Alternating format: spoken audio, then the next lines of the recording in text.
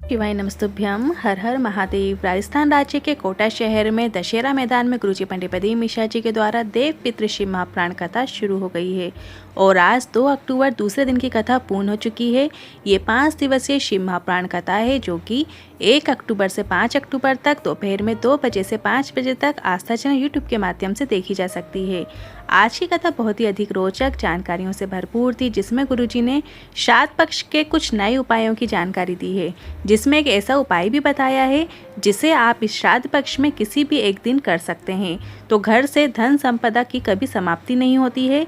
साथ ही हर घर की मां से गुरुजी ने अपने बच्चों के लिए एक विशेष उपाय करने को कहा है, जिसमें 3 चावल के दाने और 3 पुष्पों का उपयोग करना है। उसकी पूरी जानकारी आपको इसी वीडियो के अंत में प्राप्त होने वाली है। साथ ही पहले दिन की कथा में गुरुजी ने 1 चुटकी आटे का नया उपाय बताया है, वो उपाय कैसे करना है इस वीडियो में हम आपको करके भी बताएंगे। साथ ही आपके जो कुछ प्रश्न हैं आपने कल की कथा के वीडियो में पूछे थे कि वो आटा कितने बजे डालना है और डालने के बाद अगले दिन सुबह फिर से आटा डालना है, रोज रोज डालना है, सुबह डालना है, शाम को डालना है, या उस आटे को डालने के बाद उस आटे का क्या करना है, सभी प्रश्नों का उत्तर हम आपको इसी वीडियो के माध्यम से देने वाले हैं। आज 2 अक्टूबर की कथा में गुरुजी ने 20 उपाय पत्र उपयोगी जानकारियां दी हैं। सभी की जानकारी आपको इसी वीडियो से देंगे। किसी कारणवश यदि आपने आज की कथा नहीं सुनी है तो पूरी कथा का रास्ता आपको आज के छोटे से वीडियो से प्राप्त हो जाएगा। करते हैं आज की कथा की पहली जानकारी की ओर। श्राद्ध पक्ष में शुरू हुई देव पितृ शिव महाप्राण कथा के पहले दिन की कथा में गुरुजी ने 1 चुटकी आटे वाला विशेष उपाय बताया है। उपाय को वीडियो के माध्यम से समझाने के लिए और कुछ उपायों से जुड़े प्रश्नों का उत्तर देने के लिए इस वीडियो को ध्यान से देखिएगा। जिनका विवाह नहीं हो रहा है, रिश्ते अच्छे नहीं आ रहे हैं, या फिर आपके घर का कोई कार्य है वो आगे नहीं बढ़ पा रहा है, या कोई फाइल ऐसी है जो आगे नहीं बढ़ पा रही है और घर में शुभ कार्य नहीं हो रहे हैं, अच्छा कार्य पूर्ण नहीं हो पा रहा है, तो गुरुजी ने 16 श्राद्ध में बचे हुए दिनों में एक विशेष उपाय करने को कहा है। आपने अगर श्राद्ध पक्ष में अगर अभी तक ये उपाय नहीं किया है तो भी आप बचे हुए दिनों में इस नए उपाय को कर सकते हैं। आपको रोज श्राद्ध पक्ष में अपने घर के जो मुख्य द्वार है उसके दोनों ओर आपको 1 चुटकी आटा पितरों का स्मरण करते हुए, मतलब देव पितृ का स्मरण करते हुए छोड़ देना है। और पितृ मोक्ष अमावस्या के दिन शाम के समय आपको आपके नज़दीक में नगर में जो भी नदी है, तालाब है, बावड़ी है, घाट है, वहाँ पे आपको 1 दिया प्रज्वलित कर देना है। बस आपको इतना ही करना है। मंगल विवाह मात्र 1 माह के अंदर सुनिश्चित होना तय है, या फिर जो अटका हुआ कार्य है वो पूर्ण हो जाता है। घर में शुभ कार्य होना तय है। ये विशेष उपाय आप कल से ही करना शुरू कर सकते हैं। अब आटा आपको कितने बजे डालना है, गुरुजी ने अपनी पिछली कथाओं में बताया है। पितरों के लिए जो भी उपाय कीजिए जिसमें एक विशेष समय की जानकारी दी है, वो समय के अनुसार आप ये उपाय कर सकते हैं। अब सुबह 10 बजे से 12 बजे के बीच में आटे को अपने घर के मुख्य द्वार के दोनों साइड में डाल देना है। 1-1 चुटकी आटा आपको रख देना है। अगर मन में सवाल आता है कि जब हम रोज आटा डालेंगे तो जो पिछले दिन का डाला हुआ आटा है उस आटे का क्या करना है, तो उस आटे को आपको चींटियों को डाल देना है। दीपक आपको अपने नगर में, शहर में जो नदी है, तालाब है, बावड़ी है, यदि आपके शहर में, आपके नगर में कोई नदी, तालाब, कुआं नहीं है तो आप बेलपत्र के वृक्ष के नीचे या पीपल के वृक्ष के नीचे या वट वृक्ष के नीचे भी दीपदान कर सकते हैं। आपको 1 दिया लंबी बाती का प्रज्वलित कर देना है। उपाय को लेकर अभी भी आपके मन में कोई सवाल है तो आप कमेंट बॉक्स के जरिए पूछ सकते हैं। बढ़ते हैं आज की कथा की दूसरी जानकारी की ओर।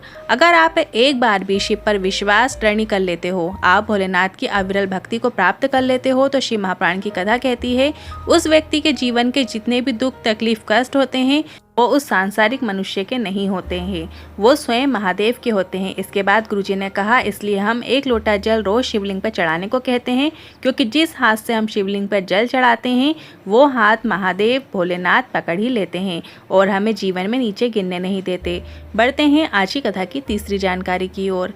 किसी ने अगर 5 बार पशुपतिनाथ व्रत किया है या फिर 16 सोमवार व्रत किया है तो आपको किसी को भी बिना पूछे बिल्कुल अपने मुख से नहीं कहना चाहिए मैंने ये व्रत किया था, मैंने ऐसे किया था, या मैंने बेलपत्र का व्रत किया, चूरमे का व्रत किया, या मैंने मिश्री का व्रत किया। ऐसा नहीं बोलना चाहिए और किसी को देखकर आपको इस दौड़ में शामिल नहीं होना चाहिए। प्रयास करना जितना इस शरीर से बन सके, जितना इस मन से बन सके। जितना इस चित्त से बन सके, जितना इस इंद्रियों से बन सके, उतना व्रत हमें धारण करना चाहिए। दिखावा करने से कभी भी व्रत की प्रबलता नहीं होती है। व्रत की मूलता आपके विश्वास से है। जब आपके अंदर विश्वास प्रबल होगा, दृढ़ होगा, तब अगर आपने एक बार भी पशुपतिनाथ व्रत करेंगे तो महादेव आपकी झोली भर देते हैं, ये निश्चितता है। बढ़ते हैं आज की कथा की चौथी जानकारी की ओर। भक्ति करते समय, एक लोटा जल चढ़ाते समय, पशुपतिनाथ व्रत करते समय आपके मन में ये नहीं आना चाहिए कि चार लोग क्या कहेंगे, बल्कि भक्ति करते समय मन में ये आना चाहिए कि महादेव क्या कहेंगे, जिसमें सार्थकता है। बढ़ते हैं आज की कथा की पांचवी जानकारी की ओर। श्राद्ध पक्ष में मासिक शिवरात्रि आती है। गुरुजी ने कहा इस वर्ष शायद 13 अक्टूबर को आने वाली है। किसी नारी को संतान नहीं हो रही है। 15 साल, 20 साल, 25 साल, 30 साल, यहाँ तक कि 35 साल भी यदि हो गए हैं और संतान नहीं हो रही है, तो इस श्राद्ध पक्ष की शिवरात्रि का बहुत ही महत्व है। इस बात का आपको ध्यान रखना है। आपको इस श्राद्ध पक्ष की शिवरात्रि में एक सफ़ेद पुष्प अपनी कामना करते हुए अर्पित कर देना है। बाबा 3 माह के अंदर कामना पूर्ण कर देते हैं। आपको भोलेनाथ के मंदिर में जाकर एक सफ़ेद पुष्प अपनी कामना करते हुए श्री शिवाय नमस्तुभ्यं मंत्र का स्मरण करते हुए अर्पित कर देना है। ये काफ़ी अच्छा मनोकामना पूर्ति उपाय है, जिसे आप संतान प्राप्ति के साथ साथ किसी भी मनोकामना पूर्ति के लिए कर सकते हैं। ये उपाय आप 13 अक्टूबर को सुबह या शाम कभी भी कर सकते हैं। बढ़ते हैं आज की कथा की छठवीं जानकारी की ओर। शिल्पा सिंह जी पत्र लेकर आई। मैं कथा दिसंबर 2022 से सुन रही हूँ। सरकारी नौकरी के लिए प्रयास किया पर सफलता नहीं मिल रही थी। मैंने आपके बताए अनुसार पशुपतिनाथ व्रत किया और गुरुजी आपने जो ऑनलाइन शिवरात्रि का अभिषेक करवाया है उसका भाव सुना और वो किया। लोग कहते थे ऑनलाइन अभिषेक से कुछ नहीं होता है, पर मैं उन्हें बताना चाहूँगी होता है। मेरी राजस्थान पुलिस में गवर्नमेंट जॉब लग गई है, उसी का आभार व्यक्त करने कथा पंडाल में आई हूँ। बढ़ते हैं आज की कथा की 7वीं जानकारी की ओर। संजू कंवर जी पत्र लेकर आए। प्रत्येक माह में शिवरात्रि आती है, उसका क्या वर्णन करूं। मेरी बेटी के चेस्ट में 2 इंच की गठान हो गई थी। बड़े बड़े हॉस्पिटल में दिखाया पर वो गठान ठीक नहीं हो रही थी। डॉक्टर ने उसे कैंसर की गठान भी बता दिया था और ऑपरेशन की बोल दिया, और ये भी बोल दिया कि चेस्ट को काटना पड़ेगा। ऐसा अपनी बेटी के साथ कैसे कर देते। तब किसी ने कहा ऑपरेशन कराने जाओ, मना नहीं है, पर साथ में पशुपतिनाथ व्रत करो और शिवलिंग पर जल चढ़ाओ। मैंने ऐसा ही किया। रोज जल चढ़ाती और जल औषधि रूप में बेटी को देती। वो चेस्ट पर भी लगा लेती और कुछ दिनों बाद डॉक्टर के पास गए तो डॉक्टर ने कहा गांठ में कैंसर नहीं है, केवल गांठ निकलेगी और चेस्ट काटने की भी ज़रूरत नहीं है। इसके बाद कुछ दिन निकले और बेटी के चेस्ट में फिर से एक और गांठ हो गई। हम वापस घबरा गए। शिव पर चढ़ी हुई बेलपत्र को शिवलिंग से प्राप्त करके बेटी को खिलाया और डॉक्टर के पास चले गए और डॉक्टर ने जब चेकअप किया तो वहाँ गांठ नहीं थी। बेटी पूरी तरीके से स्वस्थ है, उसी का आभार व्यक्त करने कथा पंडाल में आए हैं। बढ़ते हैं आज की कथा की 8वीं जानकारी की ओर। श्राद्ध पक्ष का शिवरात्रि का एक और विशेष उपाय की जानकारी देते हुए गुरुजी ने कहा है जिसको बहुत बड़ी बीमारी हो गई है तो आपको इस शिवरात्रि में बाबा से अपने दिल की बात बोलते हुए, कष्ट बताते हुए एक सफ़ेद पुष्प इस श्राद्ध शिवरात्रि में सुबह या शाम कभी भी अर्पित कर देना है। और अगली शिवरात्रि जब आएगी तब आप जांच कराने जाइएगा, आपको भोलेनाथ की कृपा जरूर देखने को मिलेगी। आप इस उपाय के अंतर्गत पुष्प अर्पित करते समय कुंदकेश्वर महादेव का भी नाम स्मरण कर सकते हैं। बस ये उपाय श्राद्ध पक्ष की शिवरात्रि का ही है। बढ़ते हैं आज की कथा की 9वीं जानकारी की ओर।